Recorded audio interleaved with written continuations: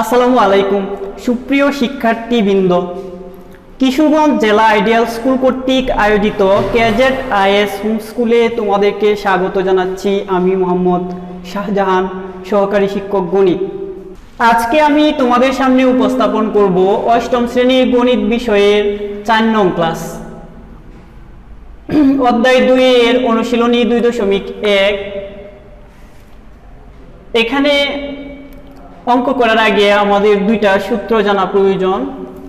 প্রয়োজনীয় সূত্রাবলীর এক হচ্ছে I সমান PNR। এখানে আসল P সময় N, মুনাফার হার R, মুনাফা I। আমরা যদি I সমান PNR পাই তাহলে P সমান I/NR, N সমান I/PR, R সমান I/PN। 2 নম্বর সূত্র হচ্ছে A সমান P প্লাস I। এখানে A হচ্ছে মুনাফা আসল, P আগের মতোই আসল, N সময় মুনাফার হার R, মুনাফা I। এখন তোমরা তোমাদের বইয়ের 17 পৃষ্ঠা বের করো এবং উদাহরণ 6 দেখো। উদাহরণ 6 এর সমস্যাটা কি, যে কোনো আসল 3 বছরে মুনাফা আসলে 5,500 টাকা হয়। মুনাফা আসলের 8/3 অংশ হলে আসল ও মুনাফার হার নির্ণয় করো। সমাধান। আমরা জানি আসল যোগ মুনাফা সমান মুনাফা আসল, বা আসল যোগ মুনাফা হচ্ছে কত, আসলের 8/3 ভাগ। তাহলে মুনাফা সমান লিখতে পারি আমরা আসল গুণ 8/3 সমান 5,500। এখানে আসল আছে, এখানে আসল গুণ 8/3 আছে, এখানে আসলের সহগ 1, এখানে আসলের সহগ 8/3।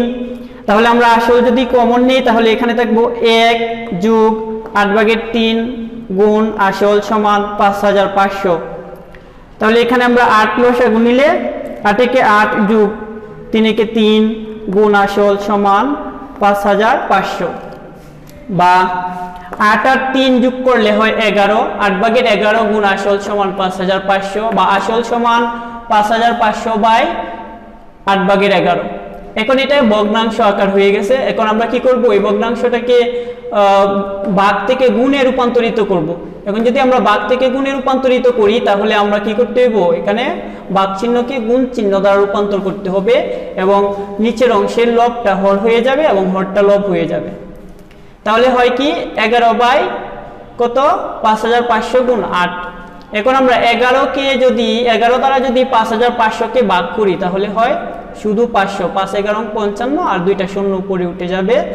এখন আমরা 500 এবং 8 যদি গুণ করি, 5 8 40 এবং 2টা শূন্য, তাহলে হয় 4,000 টাকা। তাহলে আমরা পেলাম আসল 4,000 টাকা। আমাদেরকে বের করতে হবে আসল ও মুনাফার হার। তাহলে আমরা প্রথম অংশ কি আসল পেয়ে গেলাম, আসল 4,000 টাকা।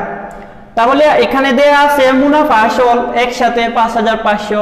যেহেতু আমরা আসল পেয়ে গেছি তাহলে এখন আমরা মুনাফাটা বের করতে পারবো। তাহলে মুনাফা সমান কি, মুনাফা সমান মুনাফা আসল বিয়োগ আসল। মুনাফা আসল থেকে যদি আমরা আসল বাদ দেই তাহলে শুধু মুনাফাটা থাকবে। তাহলে মুনাফা সমান মুনাফা আসল বিয়োগ আসল। মুনাফা আসল হচ্ছে 5,500 টাকা বিয়োগ আসল হচ্ছে 4,000 টাকা।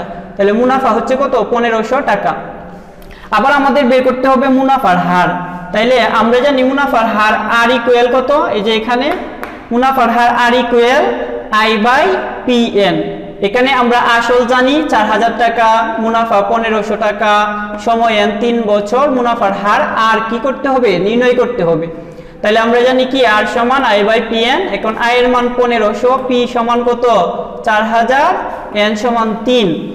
যেহেতু এটা মুনাফার হার বের করতে হবে তাই সেহেতু সেটাকে কি করতে হবে, আমাদের 100% দ্বারা গুণ করতে হবে। তাহলে আমরা ভাগ করি। আমরা এখন কি করব, 1,500 কে 3 দ্বারা ভাগ করলে 3 5 15 আর ডবল জিরো উপরে উঠে যায়, 500 থাকে। 500 কে আবার 500 দ্বারা 4,000 কে ভাগ করলে 8 থাকে। হ্যাঁ, এখন 100 কে 8 দ্বারা ভাগ করলে হয় 12.5%।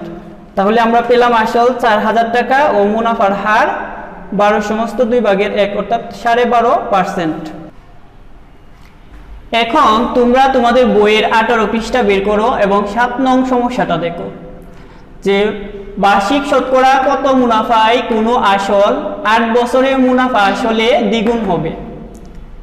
তাইলে আমরা এখানে ধরি যে আসল পি সমান পি, বলছে মুনাফা আসল দ্বিগুণ হতে হবে, তাইলে মুনাফা আসলে সমান কি 2p।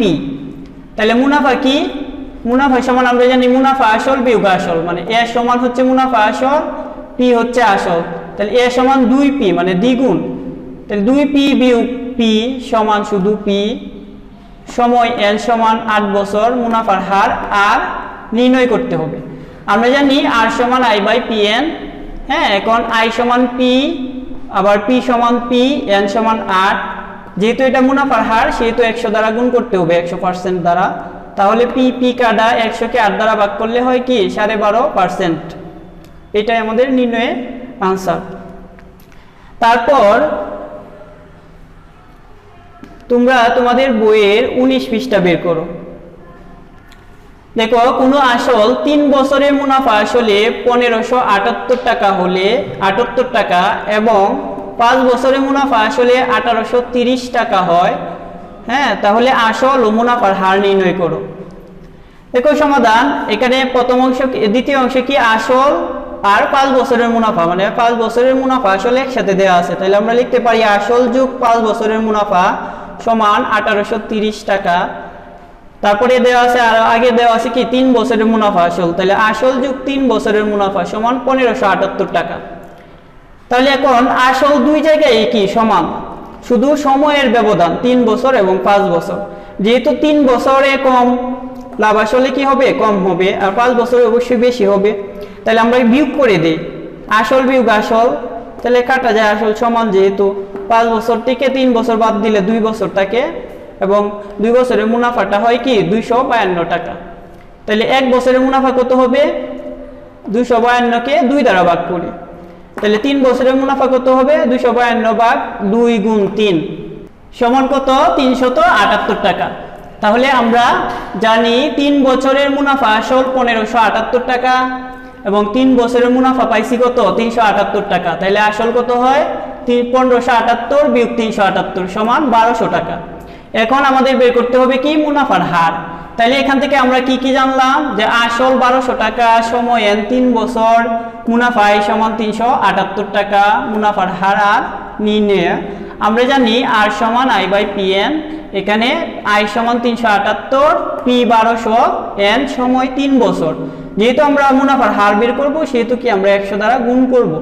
তাহলে এখানে যদি আমরা 378কে 3 দ্বারা ভাগ করি থাকে 126, 1200কে যদি 100 দ্বারা ভাগ করি থাকে 12, তাহলে হয় কি 126/12। এখন যদি আমরা 126কে 12 দ্বারা ভাগ করি তাহলে হয় 10.5%। তাহলে আসল 1200 টাকা, মুনাফার হার 10.5%। আমি এতক্ষণ তোমাদের সাথে যে বিষয়টা আলোচনা করেছি আশা করি তোমরা সকলেই বুঝতে পেরেছ এবং অনেক উপকৃত হবে। তোমরা সকলে প্রত্যেকেই খাতা কলম নিয়ে বারবার অঙ্কগুলো করবে এবং মনোযোগ দিয়ে সূত্রগুলো শিখবে। সূত্রগুলো শিখে বারবার অঙ্কগুলো করলে তোমাদের অঙ্কগুলো দীর্ঘস্থায়ী হবে, অনেকদিন তোমাদের স্মৃতিতে ধরে রাখতে পারবে। এর আলোকে এখন তোমাদের জন্য কিছু বাড়ির কাজ আছে, এগুলো একটু দেখো। যে পৃষ্ঠা নং 18 অঙ্ক নং 8, পৃষ্ঠা নং 19 অঙ্ক নং 10, 16 ও 17 এগুলো তোমাদের বাড়ির কাজ এবং বাড়ির কাজগুলো অবশ্যই স্কুলে জমা দিয়ে যাবে। এর উপর ভিত্তি করে তোমাদের ডায়েরি মার্ক এবং সিটি মার্কের নাম্বারটা আমরা তোমাদেরকে HW এর মাধ্যমে দিব। আগামী দিন তোমাদের সামনে আরো কোনো গুরুত্বপূর্ণ বিষয় নিয়ে আলোচনা করব। এ পর্যন্ত তোমরা সকলে ভালো থাকো, সুস্থ থাকো। আল্লাহ হাফিজ।